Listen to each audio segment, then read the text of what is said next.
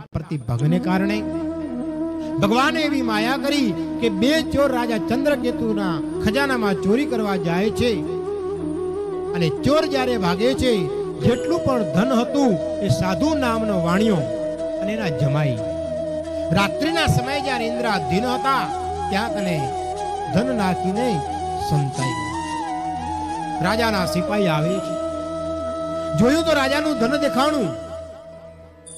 ચોર સમજી રાજા પાસે લઈ ગયા।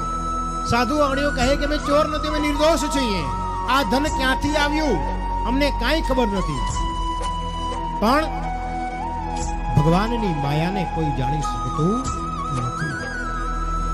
રાજાએ કાંઈ સાંભળ્યું નથી, જેટલું પણ ધન હતું બધું અપહરણ કરી બેડીઓ બંધાવી તારા ગૃહની અંદર કેદ કરી દીધા। સમય જતા જ સાધુ નામના વાણિયાની પત્ની એ પણ દુખી થવા લાગી।